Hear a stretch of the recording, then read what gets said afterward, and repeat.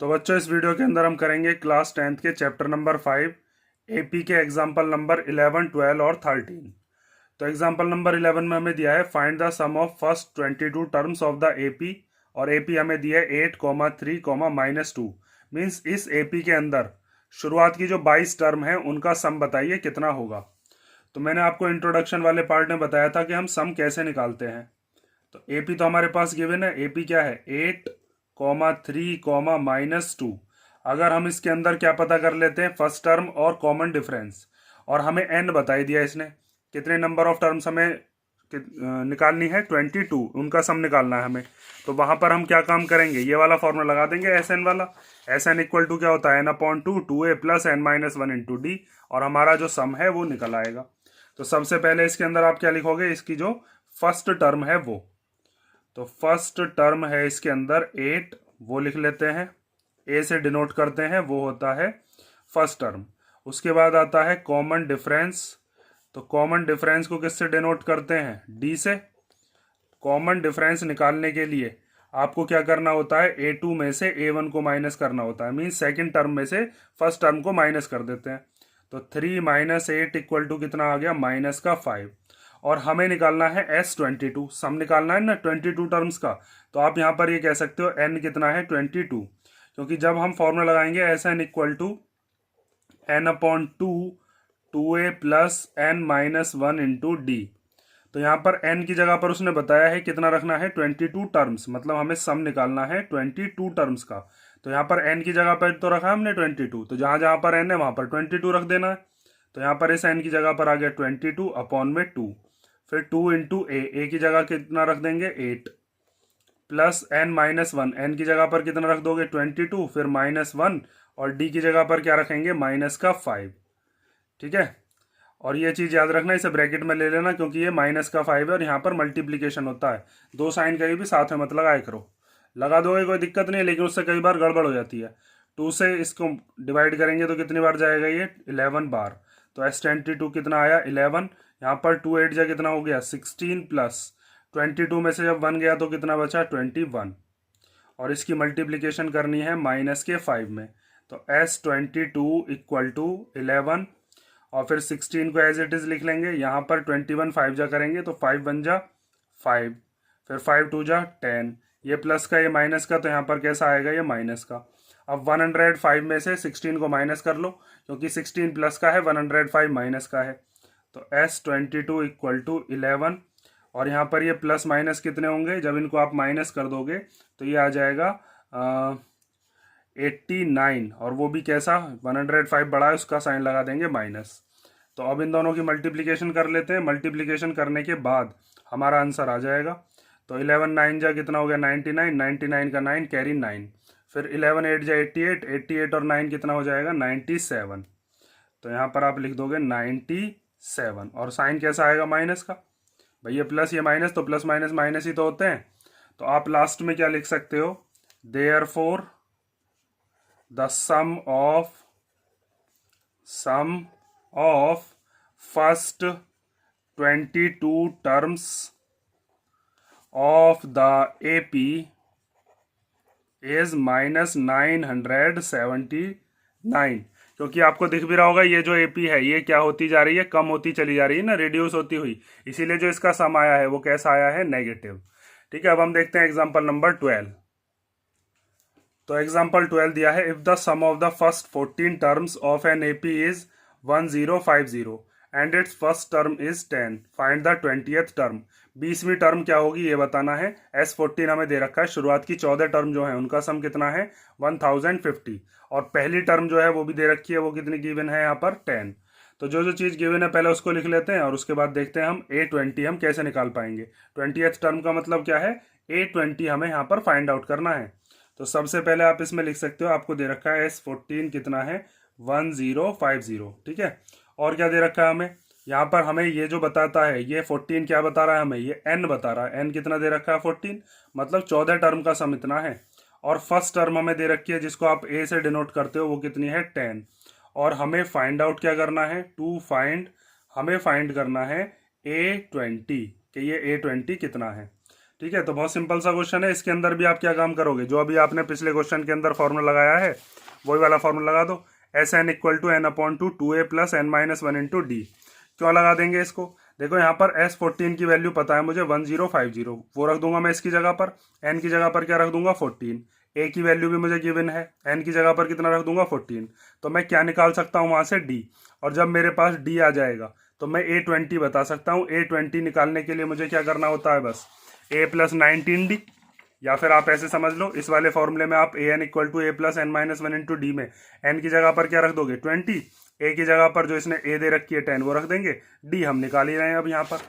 ठीक है, तो इस तरीके से आपको रास्ता ढूंढना होगा हर एक क्वेश्चन को सॉल्व करने का। तो सबसे पहले यहाँ पर फॉर्मूला लिख लेते हैं। एस एन इक्वल टू क्या होता है, n upon two a plus n minus one into d. मैं फॉर्मूला लिखवा देता हूँ बार बार, ताकि आपको याद करने की जरूरत नहीं पड़ेगी। बार बार जब आप क्वेश्चन में करोगे ना तो लिखते चलना, जिससे कि फॉर्मूला आपको साथ के साथ ही याद हो जाए।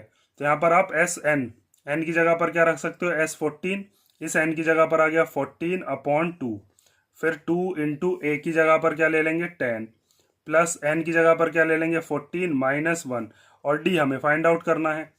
S14 की जगह भी हम कितना रख सकते हैं 1050। इस 2 से इसको कैंसिल कर लो, 14 को 7 बार चला गया, 7 एज इट इज लिख लिया। 2 10 जा हो गया 20, प्लस यहाँ पर 14 में से 1 गया तो कितना बचा 13D। अब ये 7 इधर ब्रैकेट के मल्टीप्लीकेशन में, इधर आएगा तो डिवीजन में, तो 1050 के डिवीजन में क्या आ गया 7। यहाँ पर बचा 20 प्लस 13D। 7 से इसको कैंसिल कर लेते हैं, तो 7 1 जा 7, 3 बचेगा, 3 और 5 35, तो 7 5 जा 35, और ये 0 एज इट इज बचा। उसके बाद ये 20 को इधर ले आओ, इधर प्लस में है, इधर आ जाएगा माइनस में, इसका साइन प्लस है ना, इधर आकर माइनस का हो जाएगा। तो 150 माइनस 20 इक्वल टू 13D। इसमें से इसको माइनस करेंगे तो कितना आएगा 130 इक्वल टू 13D। ये 13 इधर चला जाएगा डिवीजन में, तो 130 अपॉन 13 इक्वल टू आया D। जब 13 के टेबल को आप पढ़ोगे 13 10 जा कितना होता है 130, या फिर 13 से 13 1 बार कट गया, 0 एज इट इज बची। तो D की वैल्यू कितनी आ गई हमारे पास 10। और जब D आ गया तो अब यहाँ पर आप लिख सकते हो नाउ A20 हम बता सकते हैं। फॉर्मूला क्या होता है A plus n minus one into d, यही तो होता है। तो A की जगह पर आप क्या रख सकते हो, जो फर्स्ट टर्म है, फर्स्ट टर्म कितनी है 10, वो रख देते हैं। n कितना है, ये 20 जो है ये n ही तो है भाई। फॉर्मूला क्या होता है a n equal to a plus n minus one into d. तो जो यहाँ पर n है वही तो रखते हैं हम यहाँ पर, तो यहाँ पर 20 है तो 20 रख दिया, माइनस वन और इंटू डी की जगह पर 10। वैसे अब तक समझ गए होगे, मैंने आपको पिछली वाली एक्सरसाइज में बताई भी थी कि यहाँ पर अगर A20 है तो उसको हम लिखते हैं A प्लस 19D। तो ये हो गया A20 इक्वल टू 10 प्लस, जब इसमें से इसको माइनस करोगे तो आएगा 19 इंटू 10। तो A20 इक्वल टू 10 प्लस 19 10 जा 190, और दोनों को प्लस करके कितना आ गया 200। तो लास्ट में आप लिख सकते हो therefore the 20th term is 200। ये जो हमें AP दे रखी थी इसकी 20वीं टर्म कौन सी बैठेगी 200। ये हो गया एग्जाम्पल नंबर 12। अब देखते हैं एग्जाम्पल नंबर 13। तो एग्जाम्पल नंबर 13 हमें दिया है how many terms of the AP 24 21 18। ये एक AP दे रखी है हमें जो कि घटती जा रही है। पहले 24 था, 3 कम हो गए, फिर 3 कम हो गए। Must be taken so that their sum is 78। तो इसमें कितनी टर्म्स ऐसी ले हम कि सम कितना बैठ जाए 78, मीन्स हमें n बताना है। ठीक है, कितनी नंबर ऑफ टर्म्स को हम लेंगे और उनका सम कितना बैठ जाएगा 78, ये आपको बताना है। तो इसके अंदर सबसे पहले हम क्या क्या चीज़ निकाल सकते हैं वो लिख लेते हैं।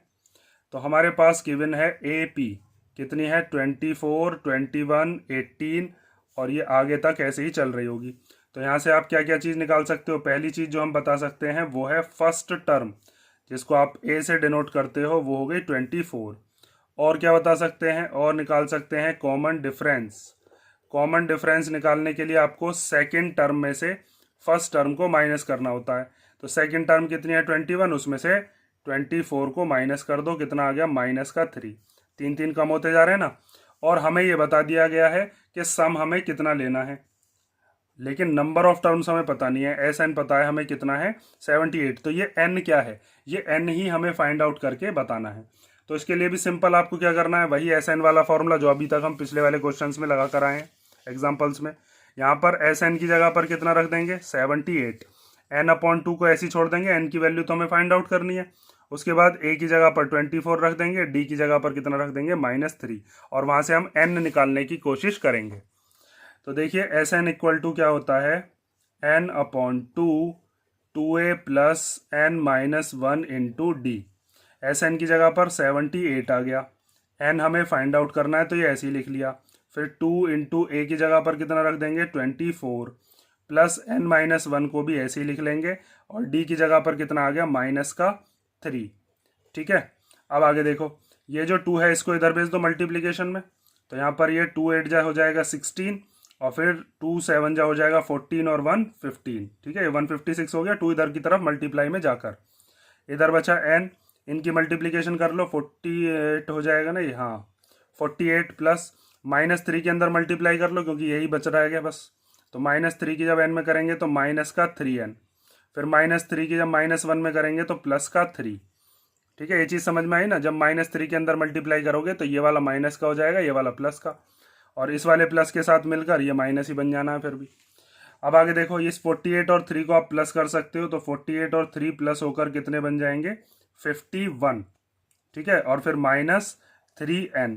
अब इस n के अंदर मल्टीप्लीकेशन कर लेते हैं तो ये हो जाएगा 156। n की जब मल्टीप्लाई 51n में करेंगे तो ये हो जाएगा 51n, फिर n की 3n में करेंगे तो -3n²। इन सबको एक तरफ ले लो, क्वाड्रेटिक इक्वेशन बनने वाली है। तो ये -3n² इधर आकर कैसा हो जाएगा +3n²। ये 51n भी इक्वल टू के इधर आ जाएगा तो कैसा हो जाएगा -51n। और ये 156 इक्वल टू के इधर ही था पहले से, तो ये जैसा था प्लस का ये ऐसा ही रहेगा, इसका आगे प्लस ही तो है, कोई साइन नहीं है। तो अब इसके अंदर मिडिल टर्म स्प्लिट कर सकते हो आप, या तो कोई फॉर्मूला लगा सकते हो, या फिर सबसे पहले मुझे इसके अंदर दिख रहा है कि हम इसमें क्या कॉमन ले सकते हैं 3। भाई ये भी 3 की टेबल में आता है, यहाँ 5 और 1 कितना हो गया 6, तो तब ये भी 3 से कट जाएगा, और यहाँ पर 5 और 1 6 और 6 12 हो गए, तो ये भी 3 से कैंसिल हो जाएगा। तो तीनों में से 3 कॉमन लेकर 0 की तरफ भेज देते हैं, और 0 उसको खत्म कर लेगा। तो 3 कॉमन ले लिया, यहाँ पर क्या बचा n² - 3 के टेबल में कितनी बार आता है 3 1 जा 3, 2 बचा 2 और 1 21, तो 3 7 जा 21, और ये n बचा प्लस, फिर उसके बाद 3 5 जा 15, और 3 2 जा 6, और इक्वल टू में 0। अब ये 3 चला गया 0 की तरफ, इसके बाद का इधर देख लो, तो इसको आप कैसे लिख सकते हो n² - 17n plus 52 equal to 0/3। 0 के डिवीजन में कोई भी नंबर हो वो 0 ही हो जाता है। तो ये क्वाड्रेटिक इक्वेशन बन गई। यहाँ से आपको n की वैल्यू को फाइंड आउट करना है, तो उसके लिए आपको क्या करना पड़ेगा, यहाँ पर मैंने आपको बता भी रखा है, जब क्वाड्रेटिक इक्वेशन वाला चैप्टर हमने किया था, कि आपको जो भी ये स्क्वायर वाली जो भी आपके पास टर्म होती है, इसके आगे का जो भी नंबर होगा या कोएफिशिएंट होगा उसकी कांस्टेंट है मल्टीप्लाई करो। तो 1 की 52 में मल्टीप्लाई करेंगे तो 52 आएगा, तो आपको फिर 52 के आगे का साइन देखना है, जो भी कांस्टेंट होता है उसके आगे का साइन क्या है प्लस। तो आपको इस 17 के ऐसे फैक्टर करने हैं कि प्लस करके क्या आ जाए 17, और उनकी मल्टीप्लाई करके क्या बैठे 52। तो ऐसा बस क्या बैठेगा, जैसे अगर आप 52 के फैक्टर करते हो तो 52 के फैक्टर में 2 से इसको कैंसिल करते हैं 26 बार, 2 से इसको करते हैं 13 बार, और फिर 13 से ये 1 बार। 13 4 जा कितना होता है 52, और 13 में जब हम 4 को प्लस करेंगे तो कितना बैठेगा 17। ठीक है, अगर आपको टेबल आते होंगे तो आपको ये चीज़ करने की जरूरत ही नहीं है, डायरेक्ट भी आप पहचान कर गए होंगे अब तक, तो इतने समझ ही आएगा होगा। यहाँ पर आप क्या लिख सकते हो फिर 13 प्लस 4, इस n को ऐसे लिख लेते हैं +52 इक्वल टू 0। इस 17 की जगह आ गया 13 + 4, तो n² - 13 के n में करेंगे तो 13n, फिर माइनस प्लस -4n, और +52 इक्वल टू 0। शुरुआत के दोनों में से कॉमन लेते हैं, यहाँ से कॉमन आ जाएगा n, यहाँ पर बचा n, और यहाँ पर क्या बचेगा 13। इन दोनों में से क्या कॉमन ले सकते हैं, 4 के टेबल में 4 भी आता है 52 भी, तो दोनों में से 4 कॉमन ले लिया, और वो भी माइनस का। माइनस का 4 लेने से ये जो n बचेगा ये प्लस का बचेगा। 4 के टेबल में कितनी बार आएगा 4 1 जा 4, और 4 3 जा 12, और ये इसके आगे का जो साइन है ये हमें माइनस बनाना भी था, क्योंकि इस वाले ब्रैकेट की तरह ही तो लाना होता है ये वाला, तभी तो आप कॉमन ले पाओगे। तो इसीलिए इन दोनों में से माइनस कॉमन ले लिया था, और इन दोनों के साइन चेंज हो गए। इसमें से जो n बचा था वो प्लस का हो गया, इसमें से जो 13 बचा था वो माइनस का हो गया। अब n - 13 दोनों में से कॉमन आ गया, और जब n - 13 कॉमन आ गया तो क्या बचा यहाँ से n। जब यहाँ से n - 13 कॉमन आ गया तो क्या बचा -4 इक्वल टू 0। एक बार इसको 0 के इक्वल रखते हैं, तो जब आप n - 13 इक्वल टू 0 रखोगे तो n की वैल्यू कितनी आ जाएगी 13। और उसके बाद जब हम n-4 इक्वल टू 0 रखेंगे तो यहाँ से अब n की वैल्यू कितनी आ जाएगी, प्लस का 4। तो अब n की यहाँ पर दो वैल्यूज आ रही हैं, तो आप लास्ट में क्या लिख सकते हो, तो यहाँ पर हम लिखेंगे therefore the number of terms is either 13 और 4। ये जो एपी है, इस एपी की या तो 13 टर्म्स का सम 78 बैठेगा या फिर 4 टर्म्स का सम 78 बैठेगा। तो ये दो दो चीज़ कैसे आ रही हैं, तो इस चीज़ को और थोड़ा सा समझ लो, 1 मिनट और लगेगी बस इसमें। देखो इसके अंदर, इस एपी के अंदर 3 टर्म हमें दे रखी है और 4 टर्म्स को जोड़कर ही हमारा कितना आ जाएगा, 78। भाई यहाँ पर n की वैल्यू कितनी आई है, यहाँ पर n की वैल्यू 4 भी आई है और 13 भी आई है। तो इसका मतलब ये है कि जब शुरुआत की 4 टर्म्स का ही सम 78 आ गया तो 5th टर्म से लेकर और 13 नंबर तक की जितनी भी टर्म्स होंगी उन सबको प्लस करके 0 ही आएगा। क्यों 0 आएगा, क्योंकि देखो जैसे ये एपी घटती जा रही है तो एक टाइम ऐसा आएगा कि नेगेटिव नंबर्स आने शुरू हो जाएंगे। तो यहाँ पर 5th नंबर के बाद के जो टर्म्स हैं उसमें कुछ पॉजिटिव होंगे कुछ नेगेटिव होंगे और वो सारे के सारे आपस में प्लस होकर कुछ नेगेटिव और पॉजिटिव कितना बना लेंगे, 0। तो शुरुआत की जो 4 टर्म हैं उनसे ही हमारा कितना बैठ रहा है, 78। और 13 टर्म्स में से जो 5th टर्म से, भाई 4 टर्म का तो बैठ ही गया, 5th टर्म से लेकर 13 टर्म तक की जितनी भी टर्म्स हैं वो सारी के सारे मिलकर क्या बना लेंगे, 0। ठीक है, ये चीज़ आप समझ गए होंगे। और ये हो गया आपका एग्जाम्पल नंबर 13। अब हम नेक्स्ट वीडियो के अंदर करेंगे जो इसके बचे हुए एग्जाम्पल्स हैं। अगर इनमें कोई डाउट हो किसी क्वेश्चन के अंदर या किसी एग्जाम्पल के अंदर तो आप कमेंट करके पूछ ही सकते हो।